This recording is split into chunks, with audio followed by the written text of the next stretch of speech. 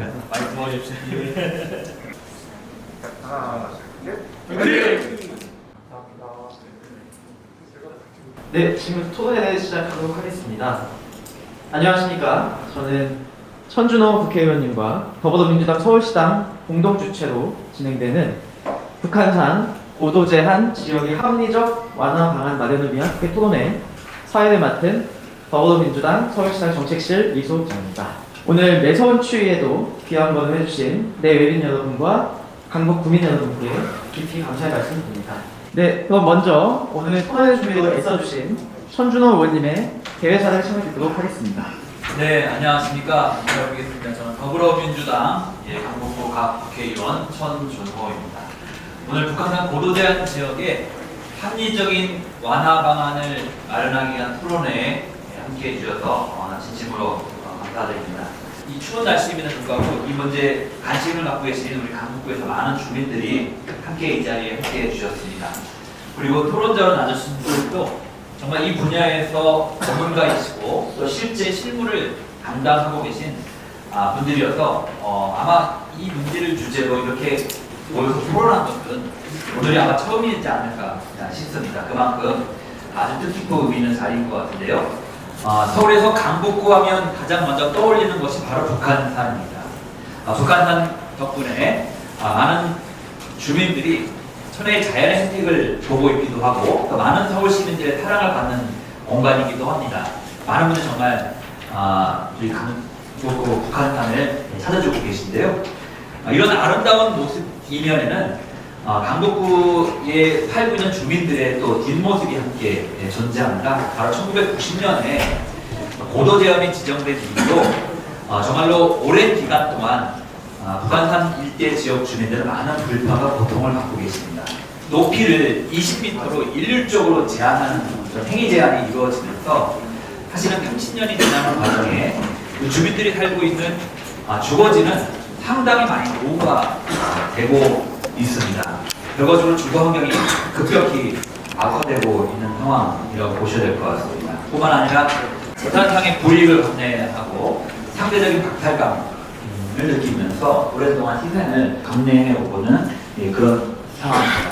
이제는 좀 변화가 필요한 시점이지 않나 이렇게 생각을 하게 됩니다. 지난 30년간 이제는 이 제도가 갖고 있는 긍정적인 의미도 있지만 그 제도가 시행하는 과정에서 주민들이 감내할 수 있는 이 고통이라는 것이 감당할 수 있는 수준의 한계점에 지금 와 있기 때문에 이제는 정책의 변화가 필요하다 이 말씀을 꼭 드리고 싶습니다. 그런 점에서 세 가지 제안을 드리고 싶습니다. 첫 번째로는 고도 제한 지역의 높이 기준이 현재는 20m로 되어 있는데 28m로 일괄적으로 완화하는 방안을 검토해 주실 것을 좀 요청드리겠습니다. 두 번째로는 역세권 그리고 지구단위 계획구역에 대해서는 고도 제한을 전면적으로 해제하는 방안을 검토하고 도시계획으로 규제할 수 있도록 해주시면 좋겠다 이런 말씀을 드리겠습니다. 세 번째로는 고도 제한 지역 내에 재건축 재개발이 추진될 경우 높이를 15층 이하로 완화해주는 방안을 적극적으로 검토해달라 이런 요청을 좀 드리고 싶습니다. 오늘 토론에서 이 세 가지 방안에 대한 합리적인 적용 방안 그리고 저희가 참고해야 될 사례 그리고 주거 환경과 더불어서 또 교통 여건의 개선도 같이 동반돼야 한다는 점들도 고려하셔서 폭넓은 또 심도 깊은 토론을 해주실 것을 부탁드리겠습니다. 저도 문제 해결을 위해서 여러분과 함께 최선을 다하겠습니다. 고맙습니다. 현재 발표 이승현 위원님께서는 북한산 주변 고도 제한 지역의 합리적 개선 방안 말씀을 먼저 듣고 다음에 두 번째 장재균 소장님 말씀 듣도록 하겠습니다. 안녕하세요. 서울연구원 민승현입니다. 간단하게 영구 지구에 관련된 사항과 그다음에 현재 북한산의 고도 제한이 어떻게 되어 있는지 그다음에 앞으로 이런 것들을 어떻게 합리적으로 개선을 해 나갈 것인지에 대한 방향에 대해서 말씀드리고자 합니다. 고도 제한이라고 하는 것은 고도 지구를 말합니다. 최고 고도 지구라고 설정이 되어 있는데요. 이거는 도시계획적으로 용도 지구의 하나로 설정이 되어 있습니다. 용도 지구에는 경관 관련 지구와 안전시설 보호 관련 지구, 그 다음에 문화산업진흥 관련 지구, 이 세 가지의 어떤 그런 측면들이 있게 됩니다. 이 고도 지구는 1960년대부터 시작을 했습니다. 그래서 경관에 관련된 지구로 시작을 해서 안전시설에 관련된 것들, 그다음에 문화개발진흥 이렇게 분류가 되면서 고도 성장기에서는 정체성으로 도시의 보호 차원에서 경관과 안전에 관련된 용도지구를 운영하게 됐고, 그 다음에 이제 이게 성숙기에 접어들면서 문화산업지구 관련 지구를 도입하면서 경쟁력 강화를 시도하게 됩니다. 예, 용도지구는 용도지역이라고 되어 있죠. 여러 가지 상업지역이나 일반 주거지역 뭐 이렇게 용도지역이라는 게 있는데, 이게 이제 도시관리 기본 프레임을 구축하는 도시의 관리 수단이라고 볼 수가 있겠습니다. 근데 이제 용도지역과 지구 단위 계획, 각종 사업계획 등의 공간 재편 역할에 비해 용도지구는 경관 규제 위주로 개인하는 그러한 역할들을 하고 있고, 도시 관리 체계 내에서도 역할이 한정적입니다.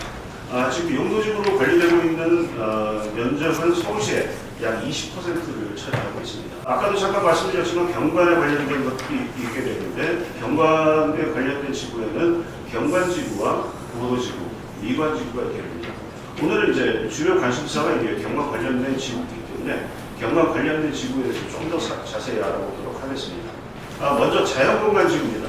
자연경관지구는 주요산 주변에 저층 주거지를 유지하는 형태로 해서 여태까지 서울의 자연성을 보호하는 데 성과를 거뒀다고 볼 수가 있겠습니다.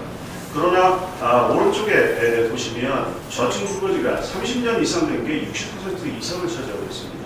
그리고 이제 평균 공시지가 자체도 보면 주변의 서울의 평균과 주거 환경이 좋은 저층 주거지에 비해 상당히 좀 떨어져 있는 그래서 저층 주거지 노후화 측면이 있고, 그다음에 지가 차이 등에 인한 생활 환경의 질 저하, 그다음에 재산 문제에 관련된 것들이 조금 과제로 남아있다고 볼 수가 있겠습니다. 다음 최고 고도지구입니다. 최고 고도지구는 서울의 주요 산의 조망이라든지 중요 시설 보호, 그다음에 저층 주거지 유지 및 이러한 다목적으로 운영을 해서 절대 높이를 통해서 서울의 중요 상징 공간을 보호하는 데는 기여를 하고 있습니다. 그러나 서울시에서 이제 설문조사를 한 결과 고도 제한의 필요성을 가지나 재산 손실이라든지 지구의 노후도에 대해서는 지원 방안이 필요하다든지 하는 의견들이 있고, 여기에 대해서 우리가 고려할 필요성이 있다고 생각합니다. 서울의 고도지구는 남산 주변이 있고요. 여러 가지 이제 그 산 주변과 중요 시설들을 보호하기 위해서 최고 고도지구 자체가 약 8,900만 헥타르 정도가 지정이 되어 있고요. 그 중에 북한산이 가장 큰 면적을 차지하고 있습니다. 북한산 주변이. 최고 고도지구의 쟁점은 일단 보호 대상과 지정 목적이 명확하지 않은 지역이 존재하고 있다라는 그런 측면이 있고요. 또 하나는 주요산 주변 높이 완화 운영 기준이 구체적이지 않다라는 어떤 그런 측면이 있습니다. 이게 다양한 목적으로 좀 혼용되고 있는 어떤 그런 부분들이 좀 있고, 그 다음에 이제 지정 취지가 좀 약화되는 어떤 그런 측면들이 있습니다. 그리고 이게 자연경관지구의 완화 수단이다라는 그런 시각도 있습니다. 그다음에 운영 기준이 아직 미정되어 있는 부분들이 좀 있어서 여기에 대한 관련된 것들이 조금 더 명확하게 기준이 설정이 될 필요성이 있다라는 어떤 그런 쟁점들이 있게 됩니다. 현재 세부 고도지구 관리 방향은 서울의 중요 상징 경관을 보호하고, 그다음에 관리 대상과 목적을 정립한 다음에 그다음에 관리 수단을 조율한다는 측면으로 경관 관리형과 시설 보행으로 나눠집니다. 그래서 경관 관리형은 북한산 주변과 같이 상징적인 보호 대상, 조망 확보를 위해서 관리 목적 및 기준을 정립한다라는 측면들이 미관지구는 성장시대 개발을 유도해서 현대적으로 가로 경관의 형성에 기여를 한 바가 있습니다. 그런데 중심 미관지구나 역사 문화지구 뭐 이런 것들을 지정해서 지금 하고 있는데, 현재에는 기존 가로 경관 유지 역할에 한정이 되어 있고, 지정 취지가 대상지가 정확되지 않거나 현재는 지정 필요성이 없게 되는 그런 측면이 있다고 볼 수가 있습니다. 여태까지 어떤 성과와 주요 과제를 말씀드리면, 일단 용도지구는 시대적 정책적 여건의 변화에 따라서 관련된 그 역할과 관리 수단을 모색할 필요성이 있다라는 그런 측면이 있습니다. 종합해보자면 지정 성과에 대해서는 주요 자연 경관과 상징 경관을 보호한 성과가 있지만, 거기에는 규제에 따른 주거지의 노후와 그다음에 공호점과 개발이 상충되는 어떤 그런 운영의 측면들의 문제가 좀 있었고, 이런 것들을 종합해 봤을 때 주요 과제로서는 도시관리, 그다음에 기본 프레임의 역할 강화 측면에서 용도 지구의 역할 정립을 필요성이 있고요. 이를 성과 지구를 유지할 때 운영 문제를 좀 개선하는 어떤 그런 측면에서 합리적인 재편이 필요하다라는 어떤 그런 측면이 있습니다. 그다음에 이런 것들이 제대로 안 된다고 하면 규제에 따른 지원 방안도 모색을 해야 되는 측면들이 있게 됩니다. 그러면 북한산 주변의 고도지구 현황을 보도록 하겠습니다. 강북구하고 도봉구에 걸쳐서 총 3.55 제곱킬로미터, 높이 20m 이하로 제한이 되어 있습니다. 완화됐을 때 28m로 설정이 되어 있고요. 그리고 이제 변경사항을 보시게 되면 1990년에 최초로 지정이 됐고, 이때는 5층이 있었습니다. 근데 2005년에 5층이 해제가 되고 20m만 남았죠. 그래서 그게 현재까지 계속적으로 유지되고 있는 상황이 되겠습니다. 주변의 지역은 일률적으로 20m가 30년간 유지가 되고 있습니다. 여기에 노후 건축물 퍼센테이지를 봤을 때 아까 말씀드렸던 것보다 더 높습니다. 66.4%. 그리고 삼양로 주변을 보시게 되면 북한산 주변의 고도지구는 저층으로 깔려 있고, 그 밑에 쪽과 오른쪽에 있는 부분은 전부 이제 그 개발이 돼서 아파트가 이제 좀 많이 들어선 현황들이 되겠습니다. 여기에 이제 그 고도지구 안의 현황들을 보시게 되면 기반 시설이나 이런 것들이 상당히 열악한 측면들이 있고요. 그 다음에 주택이 계속적으로 노후화가 되고 있는 어떤 그런 시점들이고, 그리고 좁은 골목이 경사로로 지정이 돼 있어가지고 상당히 그 노약자나 보행 약자들한테 거주 여건이 열악한 것을 볼 수가 있게 됐습니다. 이러한 주거 환경을 개선하기 위해서 여러 가지 이제 정비 지역도 설정이 됐었고, 그 다음에 공공 재개발을 신청을 한 바가 있습니다. 그런데 이게 고도지구에 속하는 바람에 사업성을 고려할 때 재개발 실현이 가능성이 낮다는 어떤 그런 측면에서 공공 재개발 신청을 했으나 선정이 안 됐고요. 그 다음에 정비 예정 구역도 12개소가 해제가 된 바가 있습니다. 그리고 밑에 그림을 조금 보시게 되면 녹색이 지금 북한산이고요. 그 다음에 왼쪽에 파란색이 있는 부분이 은평구입니다. 그 다음에 오른쪽 밑쪽이 있는 부분이 이제 성북구가 되겠고요. 여기는 사실은 북한산 주변인데도 불구하고 사실은 고도지구가 지정이 안 돼 있는 상황이고요. 북한산 오른쪽에 있는 강북구와 도봉구만 지금 현재 지정이 되어 있는 상황이라고 볼 수가 있겠습니다. 여건 변화가 있습니다. 요거는 2010년 이후에 개발해서 재생으로 바뀌고, 그 다음에 2040에서는 다시 여기를 도시 경쟁력 강화, 그 다음에 정체성 회복 강화, 여러 가지 이제 거주성이나 뭐 이런 측면들, 이런 시민의 삶의 질을 제고한다는 측면에서 여러 가지 이제 정책들을 펼치고 있고요. 그러한 패러다임으로 변화를 하고 있고, 그 다음에 균형 발전을 위한 지역적 관리라든지 재생, 지역 활성화에 대한 전략을 계속적으로 추진을 하고 있습니다. 이러한 것들을 실현하기 위해서 중심주의 위개별 도시관리 실현을 하기 위한 어떤 그런 도시관리 체계를 재편을 하고 있고요.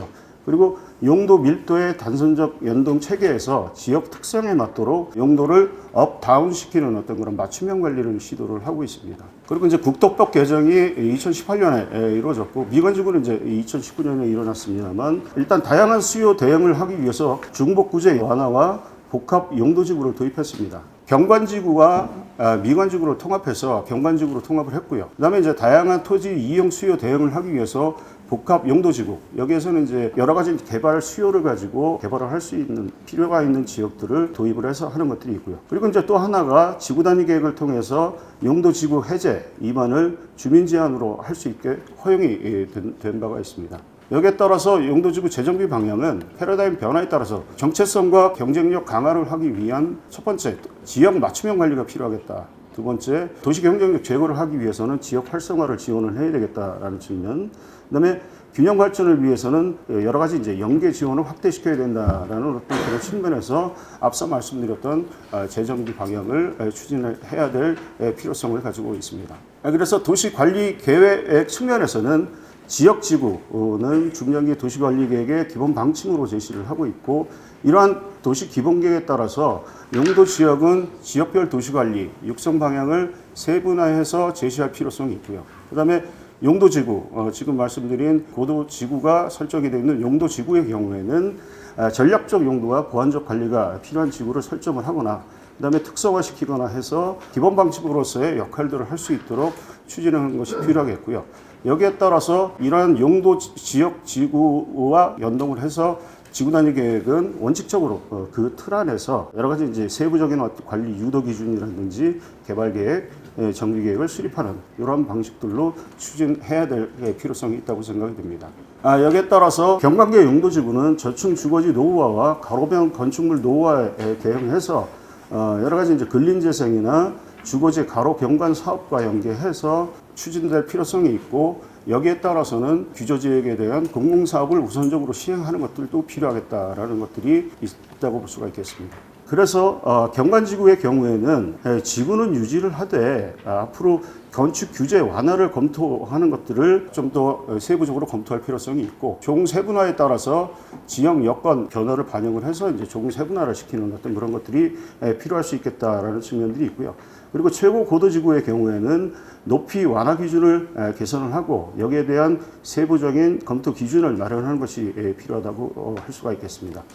그러면 북한산 주변 고도지구 개선 방향에 대해서 말씀드리겠습니다. 첫 번째 이슈가 노후 지역의 주거 환경 개선에 역점을 둬야 된다라는 측면이 되겠습니다. 그래서 주거 환경 개선을 하기 위해서 개발 사업을 추진할 때 이 고도 제한에 대한 완화 기준 마련이 필요하겠다라는 측면인데, 거기에는 이제 조건이 붙습니다. 주거 환경 개선을 하기 위한 개발 사업을 추진할 때 합리적인 구역을 설정하는 것이 중요하다. 이거는 구역을 설정하는 데 있어서 심의를 통해서 선정을 하고, 그다음에 원활한 사업 추진을 하기 위해서, 원활한 사업 추진이라는 것은 사업성이겠죠. 그래서 사업성 확보를 하기 위해서 적정 높이 완화 기준을 틀을 마련하는 것이 중요하겠고요.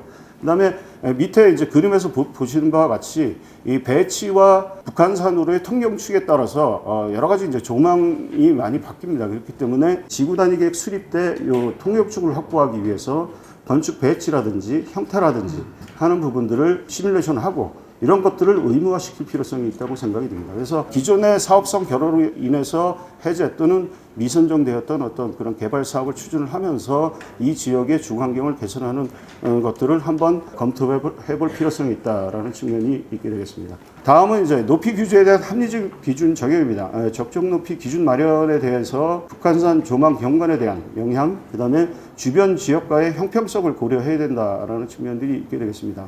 그래서 개별 재건축 시에도 사업성 확보를 위해서 일부 높이 기준 완화 적용 가능한 기준을 조금 마련해 줄 필요성은 있고요.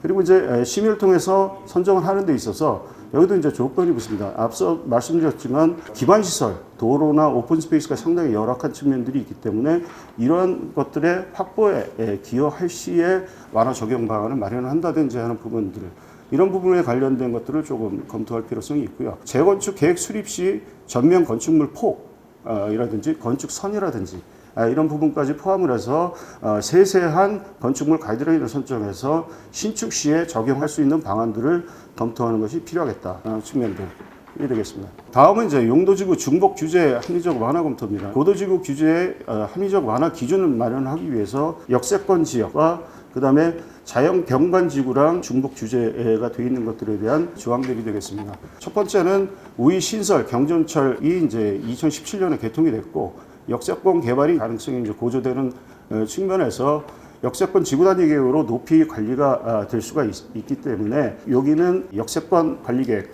지구 단위 계획으로 관리할 필요성이 있다라는 어떤 그런 측면이고요. 그다음에 삼양로를 기점으로 해서 동서간의 균형적인 개발 관리를 할 수 있는 것들이 좀 필요하겠다라는 측면들이 되겠습니다. 그리고 두 번째는 고도지구 검토와 함께 자연경관지구, 자연경관지구는 현재 12m, 이걸로 이제 규정이 되어 있는데 이게 고도지구와 함께 같이 되어 있습니다. 그래서 이거는 주거 환경이 열악한 지역의 개선을 하기 위해서는 조금 필요한 것을 선정을 해서 할 필요성이 있다라는 어떤 그런 측면들이 있고요. 그다음에 이제 재건축 시에 마찬가지로 기반시설이나 이런 것들을 사업성 확보를 하기 위해서 기준을 좀 마련하는 것이 필요하겠습니다. 이것도 마찬가지로 심의를 통해서 반드시 이제 기준 완화를 할 수 있는 조항들이 반드시 들어가겠고요. 그 다음에 여기에 따라서 건축물 가이드라인 설정까지 하는 것이 필요하다고 볼 수 있습니다. 그래서 마무리를 말씀을 드리고자 하면 일단 향후 재정비 방향에 대해서는 합리적 개선이 반드시 필요합니다. 그래서 앞서 말씀드렸던 지역 맞춤형 관리라든지 지역 활성화를 지원하기 위해서는 용도지구의 전략적으로 그 역할과 기능을 재정립할 필요성이 있다고 생각이 듭니다. 근데 이 도시와 지역을 바라다 보는 것에는 가치관의 문제가 있게 됩니다. 어떤 목표를 우선적으로 생각하느냐가 중요하다고 판단이 드는데요. 한편으로는 노후화 지역의 주거환경 개선, 열악 측면을 개선하기 위해서 필요하다라는 측면들이 있고, 어떤 측면은 북한산을 바라다보는 조망 경관과 시민의 어떤 그런 조망권에 관련된 그다음에 자연환경 보존에 관련된 것들이 첨예하게 대립을 하고 있습니다. 그래서 가치관의 문제도 있지만 어떤 목표를 우선적으로 좀 선택을 하고 여기에서 이 선택을 해서 갈 수 있느냐 이것들은 앞으로 좀 과제로 남겨두고 발제를 마치고자 합니다. 감사합니다. 용도지구제에 대한 다양한 히스토리도 좀 얘기해 주셨고 최종적으로는 북한 주변 고도지구의 완화에 대한 방안에 대해서 얘기를 해주셨습니다. 두 번째 발제는 도시정책연구소의 장재민 소장님께서 발표해 주신 건데 제목은 북한산 고도제한 지역의 합리적 교통 전략 방안입니다. 예, 안녕하십니까. 그 두 번째 발제를 맡은 한국도시정책연구소 소장 장재민입니다. 저는 이제 이 강북구에서 이 고도 제한으로 인해서 이제 교통 쪽이 이제 어떻게 좀 지금 형성이 돼 있고 이제 어떻게 좀 나아갈지에 대해서 한번 토론을 해보고자 합니다. 오늘 발제할 주제는 교통 관련된 건데 처음에 강남구 균형 발전부터 해서 결론 및 정책 방안을 얘기하겠습니다. 첫 번째 저 그림을 보시면은 저기 지금 고도 제한 관련된 그림인데 대부분이 고도 제한이 지금 강북구, 도봉구 쪽에 많이 위치하고 있는 것을 볼 수 있습니다. 그래서 그걸로 인해서 사실은 피해는 그 지역 주민들에게 고스란히 나타날 수밖에 없는데 이것이 현재 지역 주민들이 이제 이 교통 특히 관련돼서 어떠한 상황이 나타나고 있는지를 한번 검토해 보겠습니다. 그림을 보시면은 이제 딱 봐도 지금 강남 쪽에는 대중교통이 지하철이라고 생각이 들지만은 오른쪽 저것이 강북구라든지 도봉구 어느 산악 지역에 위치한 곳입니다. 확실히 이쪽은 마을버스, 이쪽은 지하철이라는 어떠한 눈으로도 봐도 다들 비슷한 생각을 하고 계실 것입니다. 저것은 이제는 강남, 강북에 대한 그 지역 생산성에 대한 차이인데 지금 20배 이상의 지금 강남, 강북에 대한 차이가 나타나고 있습니다. 그래서 저기 보시면은 그 지하철 역사도 보면은 3개 이상 역사가 나타난 곳이 대부분이 강남 지역 쪽으로 그 편입이 된 것을 볼 수 있습니다. 그리고 역시 그 10분 이내에 진입할 수 있는 동에 대해서도 보면은 지금 한 40%가 나타나고 있는데 대부분 강북 지역에서 지하철 역세권이 멀게 나타나고 있고요. 사실은 뭐 지하철보다도 버스 접근성이라도 좋으면 괜찮은데 여전히 버스도 안 좋은 곳으로 나타나고 있습니다. 자동차 접근성 또한 강남구 같은 경우에는 접근 불가한 지역이 1%인데 강북, 도봉 같은 경우에는 약 한 10% 이상이 나타나고 있습니다. 통근 시간입니다. 통근 시간이 가장 긴 곳을 살펴보면은 저 강북 쪽에 많이 위치해 있습니다. 강북구도 저 4위인가에 지금 포함이 되어 있는데 지금 여전히 통근 시간도 길게 나타나고 있고요. 또한 강남, 강북에 대한 통근 평균 시간을 살펴보면은 강북 지역이 여전히 높게 나타나고 있고 지하철, 버스 만족도 역시 낮게 나타나고 있습니다. 사실은 이게 물리적인 거리가 멀어서가 아니라 어떠한 교통 인프라가 사실은 설치되지 않는 것이 가장 큰 전 원인이라고 생각을 합니다. 이제 강북구에 대해서 한번 살펴보시면은 시경계에 위치해 있기 때문에 도심과 상당한 좀 거리가 있고요. 그리고 4개의 행정동과 10개 이상의 법정동으로 구분되어 있습니다. 그리고 인구수와 그 세대수를 잠깐 살펴보시면 한 22 정도 나타나고 있고요. 세대수는 한 18위, 세대당 가족수는 한 16위로서 다수 인구가 낮은 것을 나타나고 있습니다. 그리고 지금 저것은 이제 파란색은 서울시 인구 감소율인데 서울시 인구 감소율보다 상당히 감소율이 낮은 것으로 나타나고 있고요. 세대수 역시 마찬가지입니다. 그리고 고령자 비중이 서울시 평균보다 상대적으로 높게 나타나고 있는데 대략 1.5배 정도는 높게 나타나는 것을 볼 수 있습니다. 이것도 이제 재미난 건데 사실은 이제 자동차 등록 대수를 보면은 강북구가 사실상 그 한 23위 정도로 나타나고 있습니다. 사실 이것을 이제는 차종별로 구분해 볼 필요가 있는데 승용차 같은 경우에는 가장 낮게 등록 대수가 나타나고 있고요. 화물차는 좀 상대적으로 높고 이륜차 그리고 승합차 같은 경우에는 거의 1, 2위를 다투고 있습니다. 강남구 같은 경우에는 보시면 승용차가 가장 높고 그 나머지는 그 하위로 나타나고 있습니다. 그러니까 저걸 보시면은 저 보행자 사고가 높겠구나. 저 이륜차라든지 승합차, 화물차 사고가 상대적으로 높게 라는 것을 예측할 수 있겠지만 다음에 보시면은 서울시 평균과 교통사고를 예측을 한 겁니다. 여전히 이륜차, 승합차가 서울시 대비 상대적으로 높은 것을 볼 수 있겠고요. 아래 그 사고 유형별 교통사고입니다. 그래서 보시면은 역시 차 대 사람 사고가 서울시 평균 대비 한 22% 높게 나타나고 있고요. 그리고 차대차는 6% 낮게 나타나고 있습니다. 그럼 이것이 어디에서 사고가 좀 많이 나타나냐를 보면은 교차로 쪽에서 사고가 높고요. 그 중에서도 교차로 내, 그러니까 교차로 안에서 사고가 높은 것을 볼 수 있습니다.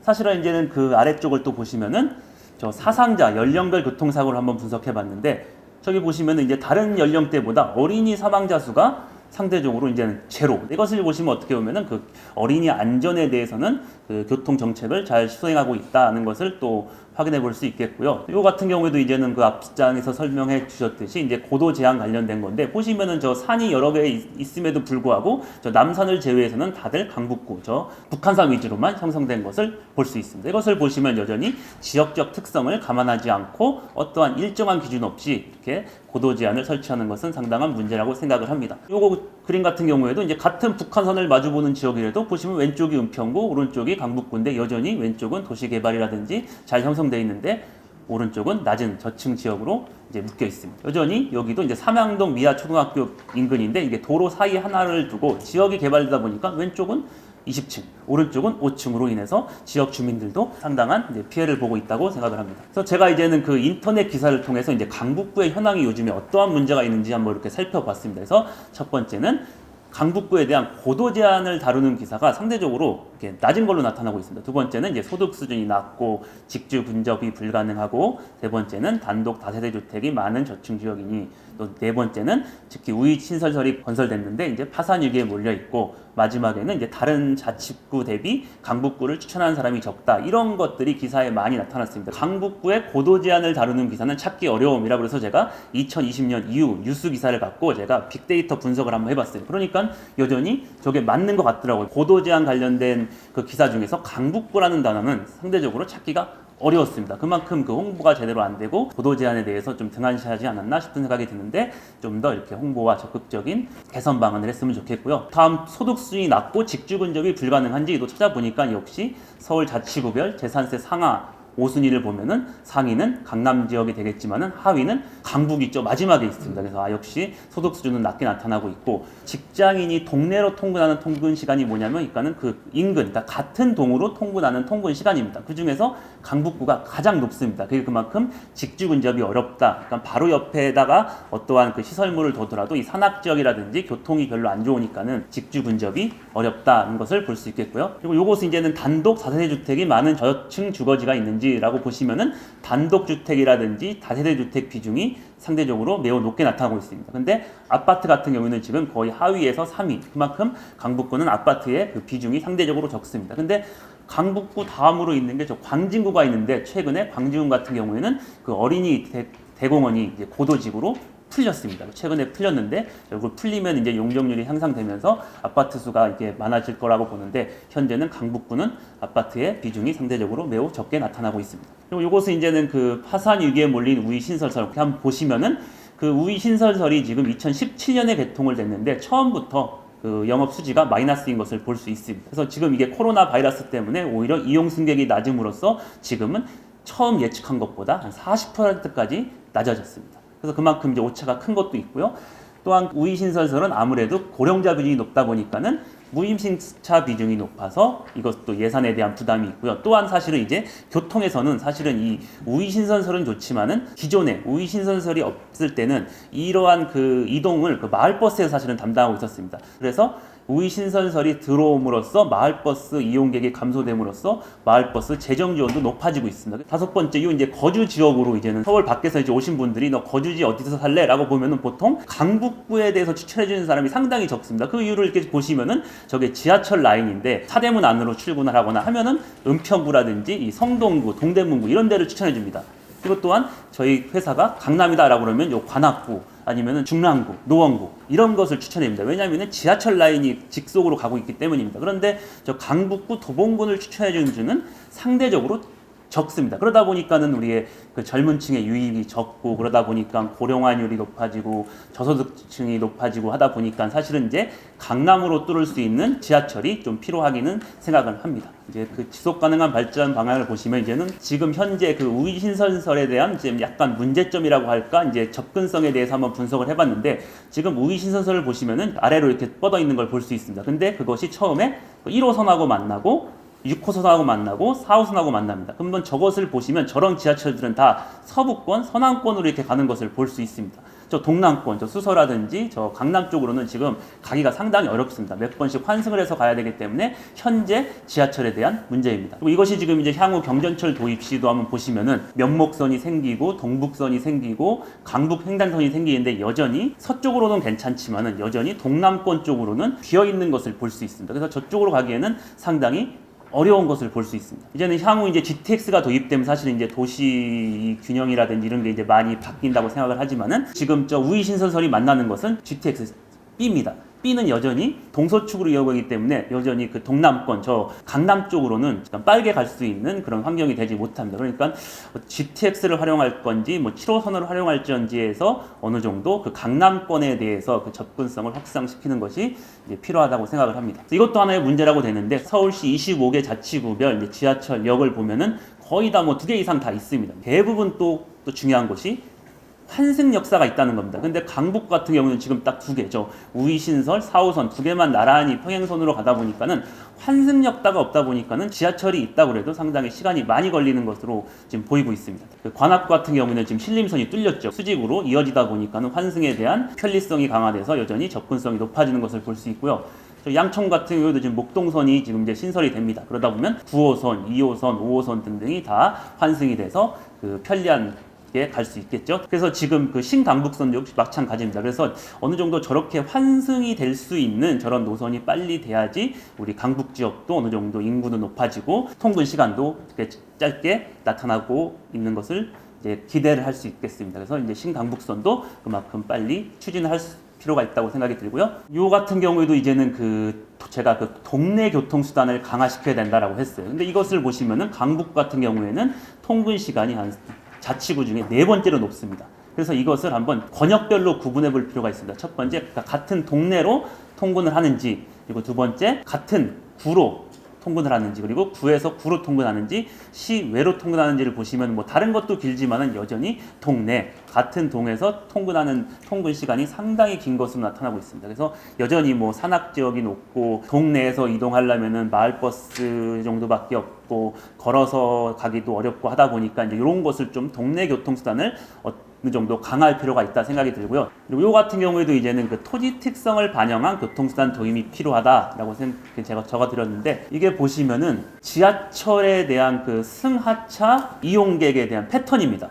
이런 토지 특성을 반영해서 그 교통수단이라든지 아무래도 이 북한산이 있다 보니까 이런 특성이 좀 보일 거라고 생각을 해서 한번 분석을 해봤는데요. 보시면은 그 수유역, 미아사거리 같은 경우에는 그 주거 특성이 나타나는데 미아역 같은 경우에는 어느 정도 업무 시설이 좀 많다 보니까는 이제 복합 지역으로 나타납니다. 그래서 이런 특성을 반영할 필요가 있겠고요. 이런 곳은 이제 제가 그 경전철 역사를 바탕으로 해봤는데 대부분의 그 주거 지역이다 보니까 이제 주거 특성이 나타납니다. 대신 저 북한산 우이역이라든지 4.19 민주묘지 역상은 아무래도 다르죠. 왜냐면은 출퇴근 이용객보다는 뭐 관광객들이 많다 보니까 약간 특성이 나타니까 이런 걸 바탕으로 해서라도 좀 교통수단이라든지 마을버스 등을 배치했으면 좋겠습니다. 이런 것도 재밌는데 이게 지금 뭐냐면은 저 윗줄에 있는 게 파란 라인이 승차입니다. 그리고 아래쪽에 그 오렌지색이 하차고. 근데 여기에 대한 평균 수요를 보니까 사실은 승차랑 하차랑 동일하게 나타나는 게 정상인데, 그러니까 수유 강북구청 같은 경우는 어느 정도 동일한데 저 미아사거리라든지 미아역은 상당히 하차가 적은 것을 볼 수 있습니다. 이런 것 같은 경우에는 그러니까 출근 시간대는 아무래도 도심으로 가다 보니까 정시성이 높다 보니까 지하철을 많이 활용하는데 이제 들어올 때는 차가 덜 막히고 하다 보니까 버스 그러니까 전환 수요가 발생돼서 상대적으로 이제 나타난 것을 볼 수 있는데 이런 특성도 나타난다는 것입니다. 이런 것도 마찬가지로 이제는 그 파란색이 높은 것이 전환 수요가 높다는 것을 볼 수 있고요. 저 사망역이라든지 사망사거리역은 오히려 하차가 높습니다. 그만큼 사람들이 그 다른 곳보다 사망역이라든지 사망사거리역을 하차해서 이제 가는 경우가 많기 때문에 이런 곳에는 또 시간적 특성을 살려서 어느 정도 대중교통을 개선시켰으면 좋겠습니다. 이것은 이제 마지막으로 이게 그 알뜰교통 카드라고 있는데 젊은 학생들은 많이 쓰는데 이제 알뜰교통 카드가 뭐냐면은 집에서 대중교통 처음 이용할 때까지 이동 거리를 측정해서 그만큼 요금 혜택을 줍니다. 그래서 그것을 이제 알뜰교통카드라고 하는데 그래서 그 그래프를 보면은 파란색이 집에서부터 철도 역사까지 몇 미터 걸었는지를 나타나는 것입니다. 그리고 주황색은 버스입니다. 그래서 버스는 사실 어느 정도 다 일정하게 접근성이 부여되니까는 다 거리가 비슷한 걸 볼 수 있겠지만은 철도 같은 경우에는 접근성이 워낙 다르다 보니까는 어디는 가깝고 어디는 먼 것을 볼 수 있습니다. 그래서 이런 것을 통해서 향후에 강북 같은 경우에는 이제 많이 걷는 사람한테는 그만큼 알뜰교통 카드를 좀 더 많이 가중치를 좀 더 많이 부여를 해서 사실은 고도지구라는 곳은 사실 어떻게 보면 뭐 환경이라든지 이런 것은 상당히 좋습니다. 그래서 지금 탄소 중립 시대를 대비해서 이런 곳에 대해서 포인트를 잡아서 같이 연계해서 나아갔으면 좋겠습니다. 네, 결론입니다. 사실은 그 서울시의 어느 자치구보다 이제 낙후된 이제 강북구의 교통 환경을 이제 한번 볼 수 있었습니다. 그래서 저는 이 강북 강남 지역으로 특히 빠르게 이동할 수 있는 교통수단이 강화가 필요하다고 생각하고요. 그만큼 뭐 7호선이라든지 GTX를 활용해서 그 환승을 통해서 갈 수 있었으면 좋겠고요. 그리고 이제는 동네 교통수단, 스마트 모빌리티라든지 이런 게 많이 나타나는데 이런 곳에 대해서 이제 직주 근접형 환경 도입이 필요하다고 생각하고요. 교통수단이라고 하는 것은 교통 수요가 많으면 많을수록 좋은데 사실은 없다 보니까 항상 우선순위에 밀릴 수밖에 없습니다. 그러다 보니까 이러한 그 고도 제한 완화를 통해서 그 거주 환경 개선도 필요하고 수요를 높여서 이제 좋은 그 교통 환경으로 이제 진입했으면 좋겠습니다. 이상입니다. 이제 수고하셨습니다. 장재민 소장님, 그 주거생활 여건에 대한 것도 굉장히 다양하게 분석을 해주셨고, 특히 또 흥분 통행 패턴에 대해서 구체적으로 분석을 하셔서 앞으로 필요한 개선 방안에 대한 말씀도 해주셨습니다. 교통환경을 개선하려면 교통환경 개선을 위해서 고도 제한을 완화하는 것까지 가면 좋겠다라고 해서 오늘 큰 주제하고도 연계를 시켜주셨습니다. 두 분의 발제를 들었고요. 이제 5분의 토론을 듣도록 하겠습니다. 예, 강북구 도시개발국장 이호표입니다. 그럼 먼저 이제 주제인 북한산 주변 고도지구 완화 부분에 있어서는 이제 천준호 의원님께서 서두에 3가지를 좀 검토를 해달라 제안을 하셨는데요. 저희들도 그와 똑같이 결을 같이 하고 있다는 말씀을 드리고요. 다만 이제 덧붙여서 말씀드리고 싶은 것은 핵심이 이제 재개발 재건축을 할 때에는 최소 15층 정도를 완화를 해야 되지 않느냐.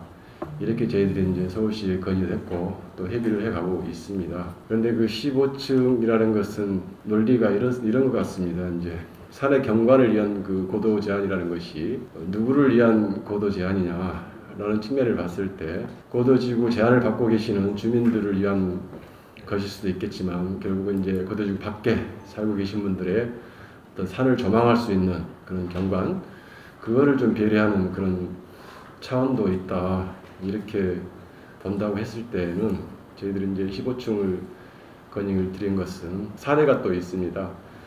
이제 은평 뉴타운 쪽에는 이제 북한산에 바짝 붙어 있는 연접해 있습니다. 바로 연접해 있는 지역들이 15층으로 이렇게 개발이 되어 있는데 북한산을 바라보는 경관에 큰 문제가 없더라 이런 부분이 하나가 있고요. 또 하나는 이제 북한산이 835m입니다. 835m인데 거기에 비해서 이제 고도 제한은 20m로 되어 있습니다. 그런데 또 이제 도시계획 기준의 형평성도 굉장히 중요한 요소라고 봅니다. 그런데 이제 남산의 경우는 그 높이가 한 230m 이 정도 되는데 북한산보다는 4분의 1 수준입니다. 그쪽의 높이는 뭐 12m에서 28m까지 평균 한 20m로 되어 있는 것 같습니다. 그래서 남산과 북한산의 고도 제한이 좀 형평이 맞지 않는 부분도 있고 또 은평과 또 형평이 맞지 않는 부분이 있고 현재 살고 계시는 그 주택들이 굉장히 노후화되고 또 낡아 있는 부분인데 그분들이 최소한 아파트로 재개발, 재건축할 수는 있는 기회는 드려야 되지 않느냐라고 봤을 때 최소 15층은 돼야지 재개발, 재건축이 좀 가능한 그런 여건이어서 저희들이 건의를 해드렸고요. 또 한 가지 더 말씀을 드리면 경관보호가 고도지구 밖에 있는 분들이 북한산을 바라보는 그런 경관보호 측면이 굉장히 크기 때문에 북한산이 고도 제한이 20m로 좀 되어 있습니다. 그랬을 때 이제 사람 키에 대입을 했을 때 170cm 정도 되는 사람의 키로 봤을 때는 그 20m는 발등 정도 높이로 제한을 하고 있다.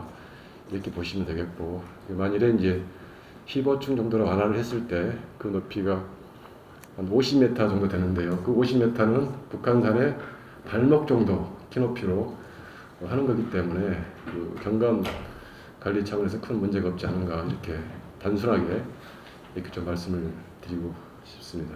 또 하나는 이제 우이 신설설이 생기면서 역이 한 5군데가 새로 신설이 됐습니다. 그래서 그 역에 이제 지구단위 계획구역을 지정했거나 좀 새롭게 계획을 수립하고 있습니다. 근데 그 속에서도 함양로를 중심으로 해서 오른쪽 편은 고도지구가 아니다 보니까 40m, 50m씩 이게 지어질 수가 있는데 왼쪽 편은 같은 구역 안에서 역세권에서 20m 이하로 제한하다 보니까 같은 지구단위 구역에서 굉장히 부조화스러운 그런 경관들이 창출될 수 있기 때문에 적어도 지구단위 구역에서는 고도지구를 좀 해지하는 지구단위 계획에다가 높이를 맡겨주는 그런 또 제안을 좀 드리고 싶습니다. 또 그게 또 타당하다고 보고 있습니다. 그리고 이제 두 번째 신강북선 부분인데요. 이 부분도 이제 뭐 수요는 또 아까 말씀드린 것처럼 아파트 재개발 재건축들이 개발이 되다 보면 그 이용수는 굉장히 창출될 수 있을 거라 보고요.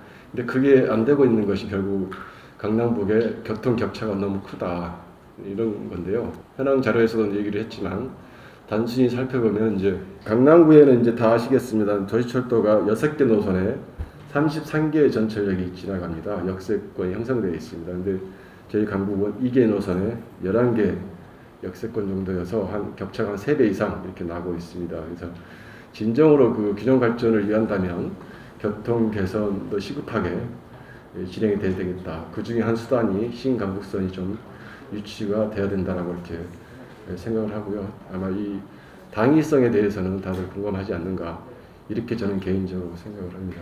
네, 이상입니다. 다음에는 두 번째로 이용균 우리 서울시의 부위원장님.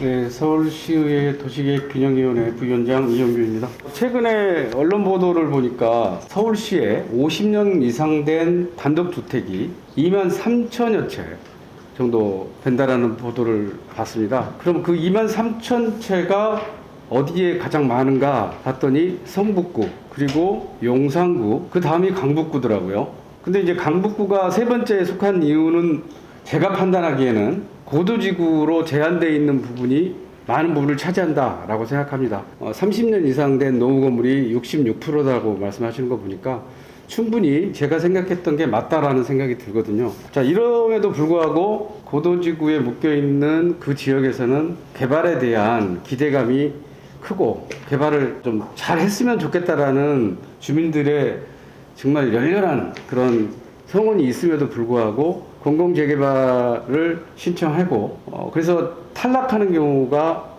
다였습니다. 지금 접수한 대로 탈락이 됐는데 탈락한 이유를 살펴보니 일단 고도 제한이 묶여 있다 보니 용적률을 제대로 찾을 수가 없습니다. 그 용적률을 찾을 수 없다는 얘기는 사업성이 떨어진다는 얘기겠죠. 좀 전에 말씀드린 50년 이상 된 주택이 많은 지역이 대부분의 어떤 구조로 분포되어 있냐면 첫째, 일단 땅의 면적이 되게 작습니다. 둘째, 경사도가 되게 높습니다. 셋째, 도로에 접하지 않습니다.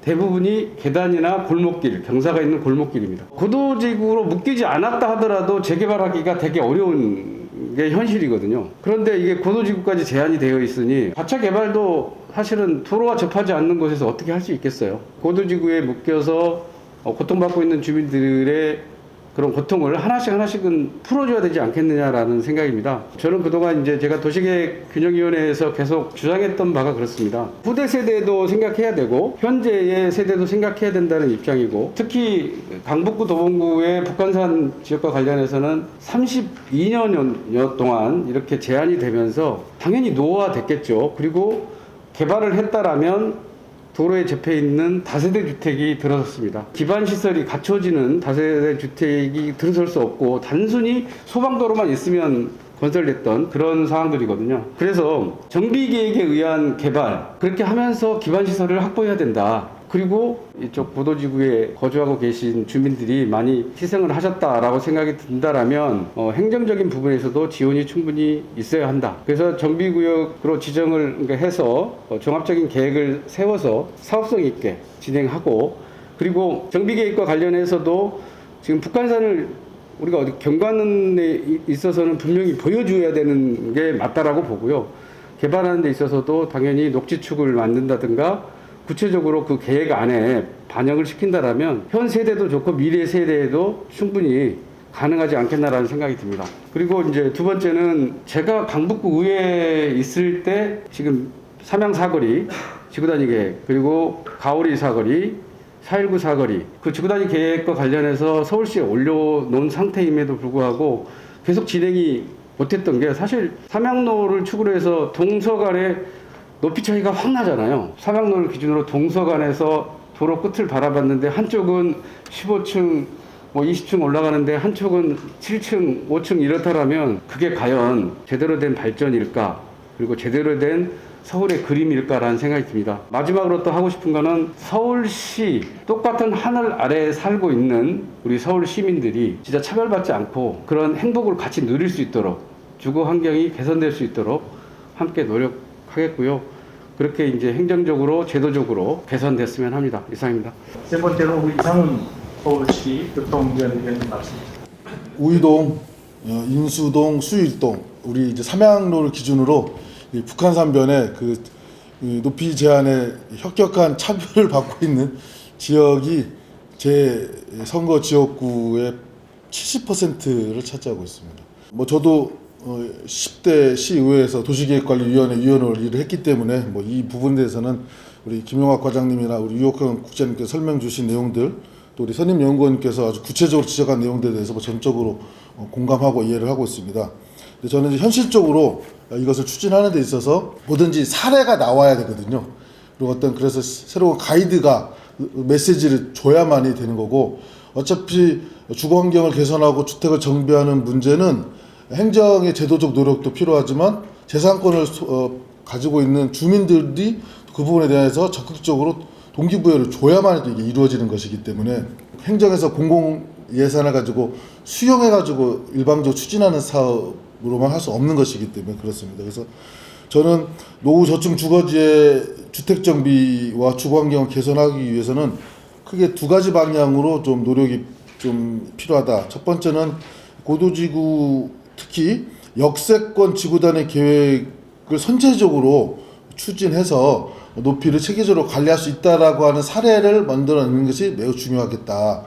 두 번째는 이 부분에 대해서 자치구의 역할이 좀 더 적극 배치돼야 되겠다. 우선 먼저 광역 지방정부인 시는 이 부분에 대한 재정적 지원에 좀 적극적으로 추가 확대를 할 필요가 있겠다. 왜냐면은 결국은 주민 입장에서는 사업성이 문제인 거거든요. 이 사업성이 지역 맞춤형으로 관리를 하고 지역 활성화를 지원할 수 있는 그런 주거정비 사업이 되기 위해서는 결국 당사자인 주민들에게는 이것에 대한 사업성이 함께 고려됐을 때 사실 현실적으로 가능한 문제이기 때문에 그 부분에 있어서는 광역자치구는 즉 서울시는 이 부분에 대해서 좀 더 재정적 지원을 더 적극적으로 할 필요가 있겠다.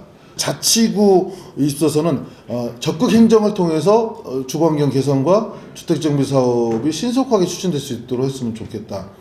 이것은 이제 간단한 사업성 분석이라든지 또는 그 관당 공무원들의 인허가 과정에 있어서 이 부분에 대한 숙지도를 향상시키고 또 주민들한테 좀 적극적으로 상담과 또 그 지역의 특성에 맞는 주거정비 수법들에 대한 적극적인 안내를 통해서 주민들 내부의 조합 결성이라든지 의사결정이 객관적인 정보를 바탕으로 신속하게 결정됨으로써 본인들의 재산권 형성에 자신감을 가지게 해주는 노력과 환경들을 만들어주는 적극 행정이 기초자치구의 역할이 필요하겠다.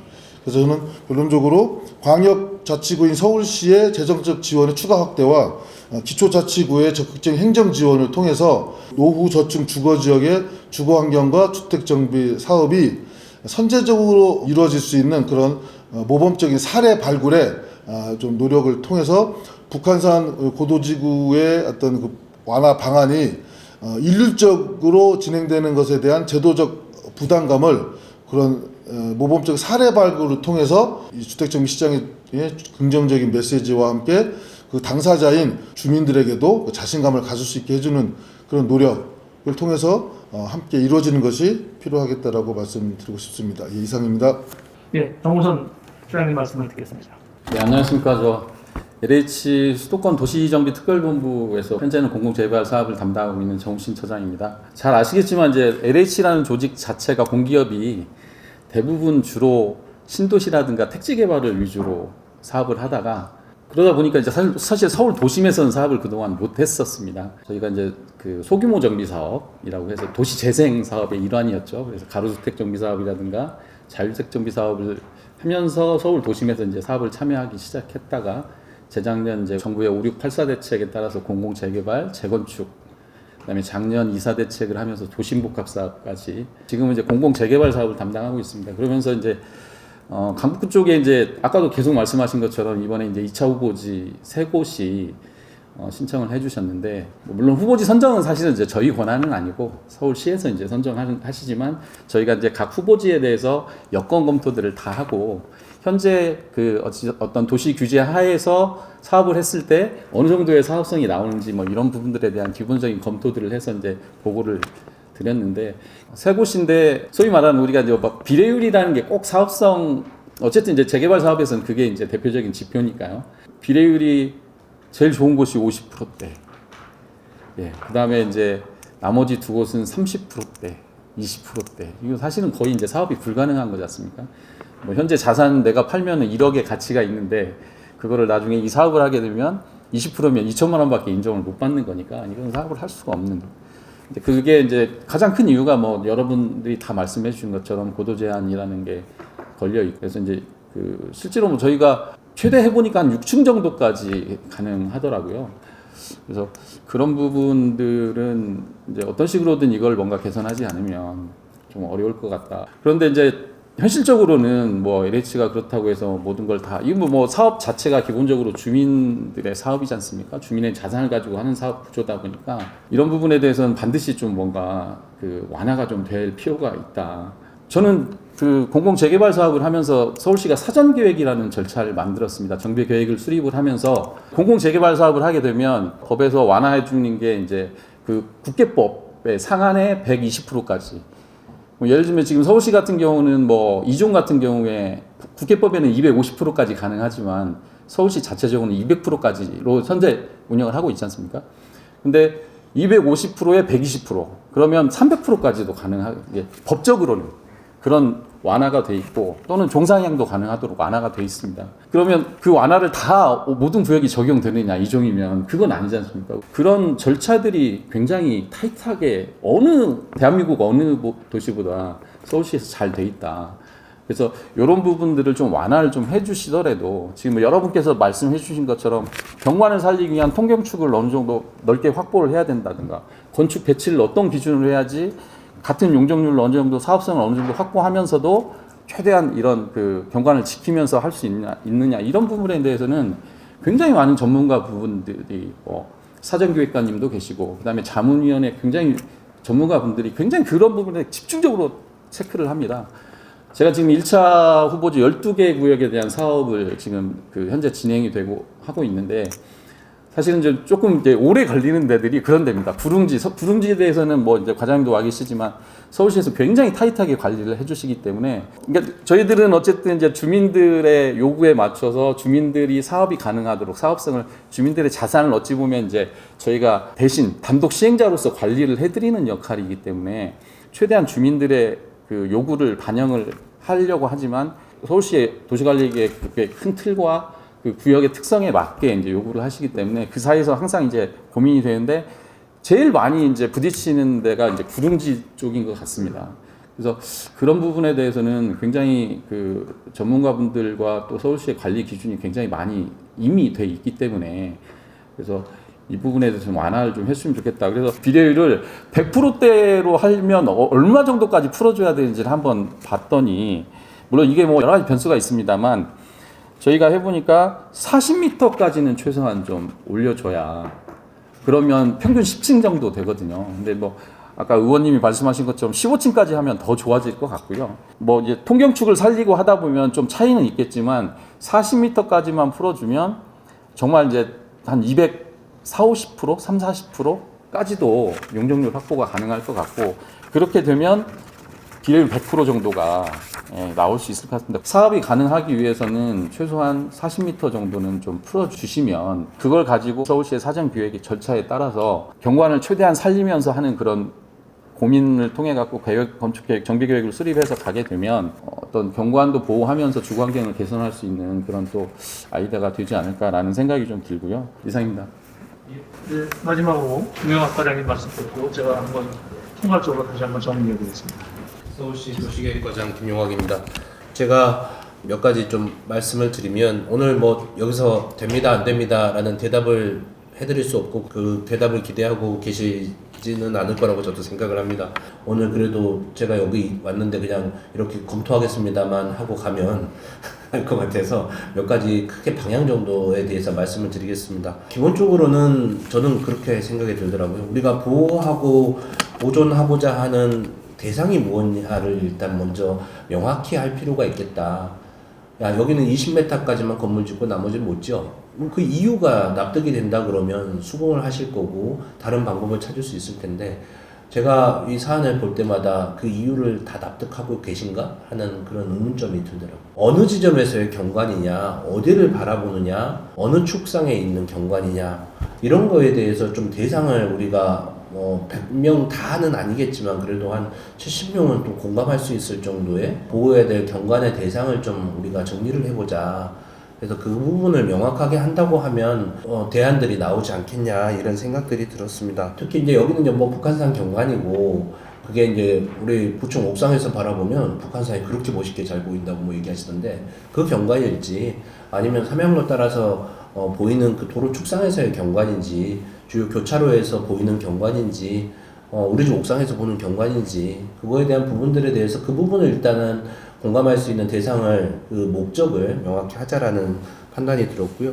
두 번째는 지역적인 특성을 당연히 고려해야 되지 않겠냐. 어느 지점이냐에 따라서 지형에, 그러니까 어디 높고 낮고도 있을 거고, 그 다음에 여기가 아주 이 역세권 지역에 좀 고밀 개발에 대한 니즈가 있는 공간도 있을 거고, 상대적으로 또 구릉 지형에 또 있는 부분들은 또 다를 거고, 이런 지형적인 특성에 따라서 좀 맞춤형으로 관리가 돼야 되겠다. 경직되게 야 20m 안 돼, 다 모든 건 안 돼. 뭐 이제 지금은 뭐 지형적으로 해서 28m라는 게 살짝 있는데, 제가 알기로 북한산 주변은 한 군데인가 그거 혜택을 본 걸로 알고 있고요. 사실상 그게 지역적인 특성을 고려가 되었다라고 볼 수는 없는 것 같은데, 그래서 제 생각은 물론 이제 많은 논의들이 있어 봐야 되겠지만, 어쨌든 그 지역의 특성에 따라서 지형과 뭐 주변의 토지 이용의 상황과 주민들의 니즈와 뭐 이런 것들에 따라서 좀 맞춤형 가이드라인들이 좀 제시가 돼야 되겠다라는 부분입니다. 세 번째는 오늘 아까 뭐 LH에도 말씀 주시고 앞서 발표 자료도 있었지만 정비계획과의 연계에 대한 검토입니다. 주택이 노후화되었고 그럼에도 불구하고 이게 뭐 다시 집을 짓거나 이런 노력들이 이루어지지 않는 것은 기반시설이 일단 기본적으로 열악하다는 문제가 있고요. 그럼 기반시설이 정비가 되면서 좀 일단의 구역들이 한꺼번에 이렇게 계획적으로 정비가 된다고 하면 이 부분은 굉장히 뭐 공공성이 있는 개발 계획이다라고 볼 수 있을 것이고, 그런 부분들과 연계하면서 아까 서두에 말씀드렸던 우리가 목적으로 하고 있는 어떤 보호할 경관의 대상이 잘 살아날 수 있다 그러면 높이는 좀 더 유연하게도 볼 수 있지 않겠냐라는 정도의 내용으로 좀 판단할 수 있을 것 같습니다. 그러니까 즉 주민분들이 뜻을 모으셔서 야 우리 이렇게 이 동네는 한번 모여서 같이 좀 정비를 해보자라고 뜻이 모였다 그러면 거기에 어떤 필요한 기반시설이든 아니면 좀 중요한 경관축을 잘 살린다고 하면 높이는 좀 더 유연하게 볼 수 있지 않겠냐라는 거고, 오늘 또 그 천준호 의원님하고 뭐 구청에서 15층 말씀 주셨는데 그런 내용들 포함해서 또 아까 LH 처장님 말씀 주셨다시피 굉장히 그 정비계획을 확정하는 과정들이 뭐 그렇게 쉬운 녹록하지는 않습니다. 이렇게 굉장히 따지기도 많이 따지고 고민도 많이 하고 아이디어를 많이 모으는데, 아무튼 그런 과정을 거쳐서 간다 그러면 고도지구를 너무 이렇게 옥죄할 필요는 있겠느냐라는 그런 고민도 있습니다. 한 세 가지 말씀을 드렸는데요. 이 세 가지 모두가 다 공통으로 추구하는 바는 고도지구가 갖고자 하는 목적은 분명히 하되 그로 인한 부영향은 최소화하자. 즉 노후화되고 있는 지역의 이런 부분들에 대해서 좀 같이 상생할 수 있는, 조화로울 수 있는 그런 정책적인 목표를 갖고 가자, 이런 뜻으로 이해를 해주시면 될 것 같고요. 세부적인 계획이나 구체적인 계획안에 대해서는 사실 오늘도 제가 오전에 회의를 하고 왔는데 1월이나 2월 뭐 해서 좀 안을 만들어 보고 있습니다. 목표로 해서. 그래서 그런 부분들은 너무 많이 기대는 하지 마시고요. 하지만 기대는 하면서 좀 기다려 주셨으면 좋겠습니다. 이상입니다. 감사합니다. 제가 마지막으로 두 분 말씀하신 거 정리해 보면, 공공재개발을 하더라도 실제로는 쉽지 않은 규제들이 있어서 어렵다. 특히 구릉지의 경우에 또 기반시설 여건이 나쁜 경우에는 굉장히 어렵다. 이제 강북구 같은 경우에는 비례율이 50%밖에 안 되더라. 그런데 검토해보니 굉장히 저는 가능성이 있겠다 싶은 거가 40m 평균 10층 내외 정도면 어느 정도 사업성은 맞출 수 있겠다. 어디는 15층으로 어디는 한 10층으로 이렇게 해서 조율하면서 경관축을 확보하고 하는 방식으로 조정이 가능하겠다는 생각이 좀 들었어요. 이 말씀을 주셨기 때문에. 또 성북구에서 시도했던 결합개발 방식에 대한 여러 가지 고민도 조금 해보자. 쉽지 않더라고요. 저도 그 결정하는 과정에 자문해보고 그랬는데 사실은 쉽지는 않습니다. 주거지역에서는 쉽지가 않아요. 이해관계가 엄청 복잡하기 때문에. 그래서 아무리 좋은 제도라도 주거지역에서는 어렵더라라는 게 이제 일반적인 인식인데 어쨌든 다양한 고민을 좀 해보자라는 말씀이고 또 하나 이제 중요한 부분은 LH가 전체적으로 교차 지원 방식을 좀 쓰자. 어디선 수익성을 좀 나게 해주고 수익성이 안 나는 부분 좀 지원해주고 이런 방식으로 할 수 있는 방안을 하자. 근데 이거는 또 막상 하려고 그러면 제도의 틀 때문에 안 되더라고요. 이거는 또 우리 위원님들이 나서 주셔야 돼요. 제도 체계가 그게 가능하게 좀 만들어줘야 되거든요. 그런 부분들이 좀 되면 다양한 고민을 할 수 있겠다 이런 말씀을 해주셨고요. 우리 김용학 과장님 그 주무과장으로서 굉장히 어려우신데 정리해 주신 거는 고도지구를 지금 정비하고 있는데 요점은 보존 대상을 명확히 하고 규제 기준을 명확히 하는 원칙으로 지금 정리하고 있다. 뭐가 도대체 어느 시점에서 보는 어느 경관이냐 이런 부분들이 중요해서 그런 거 가지고 판단하겠다. 그래서 이제 몇 개 없애기도 했어요. 그러니까 지구는 유지하되 그 수준은 좀 완화하는 방향으로 고민해 봤으면 좋겠다라는 말씀이고, 그러니까 경관에 큰 영향이 안 미친다면. 두 번째는 지형적 특성을 고려해서 합리적 기준을 만들 필요가 있겠다. 일률적으로 많이 하거든요. 관리의 편의를 위해서. 그런데 이거를 조금 경관의 지형까지 고려해 가면서 만들어가는 좀 정밀한 계획을 좀 수립해 보면 좋겠다. 정비계획과 연계되는 경우에는 조금 더 유연했으면 좋겠다. 그래서 그 안에서 중요한 지점에서의 그 경관 축을 보존할 부분들은 좀 높이를 낮추고 다른 좀 높이고, 그러려면 여유 공간이 있어야 올라갈 수 있기 때문에 그런 면에서 15층을 제한하신 것 같고, 평균 10층 내면 사업선은 어느 정도 나온다라는 제안을 하셨기 때문에 이 부분 틀 내에서 고민해 보시겠다고까지만 우리 김 과장님께서 말씀해 주셨고, 왜냐하면 공무원은 자기가 책임질 수 있는 말을 할 수가 없어요. 이해해 주셔야 됩니다. 저도 좀 더 긍정적으로 적극적으로 보도록 하겠습니다. 그리고 도시계획위원들 중에서 보면 현실의 문제를 깊이 고민 안 하고 원론적으로 막 이렇게 주장하시는 분들이 좀 계세요. 그런 분들은 우리 김 과장님이 한번 현장에 한번 쫙 모시고 가서 여기는 이래요 이런 거를 좀 많이 보여주셔서, 아까 좋은 말씀 해주셨는데 시민들 입장에서 자산으로서 관리해야 되는 측면과 거기에 살고 계신 주거권을 해치지 않아야 되는 부분의 조화라는 것을 찾아가는 노력들을 위원회가 좀 인식하고 고민했으면 좋겠다. 그러려면 현장에 대한 이해라는 부분의 시간들이 위원들에게도 좀 필요하다라는 생각이 좀 들었습니다. 오늘 많은 논의들을 했는데 요약해 보면 딱 명확하네요. 그러니까 규제를 없애자는 것도 아니고, 그래서 저는 가능성이 있다고 보는 겁니다. 규제를 없애자고 하시는 것도 아니고 규제는 두자. 다만 완화해서 합리적인 수준으로 완화하는 방안을 좀 찾아보자. 그리고 그 방안의 방향성도 좀 제시해 주셨어요. 그렇다면 요거는 좀 조절해 가면서 어느 정도 정리할 수 있지 않겠는가라는 생각, 저의 개인적인 생각입니다. 생각을 좀 들었고요. 저는 해법의 실마리는 어느 정도 제시해 주신 것 같다. 그렇다면 그 공을 서울시와 관련 위원회에 계신 분들이 조금 이해하고 받아들이는 과정이 필요할 것 같다. 이런 생각이 좀 들었습니다. 이것으로 북한산 고도 제한 지역의 합리적 완화 방안 마련을 위한 국회 정책 토론회를 모두 마치겠습니다. 감사합니다.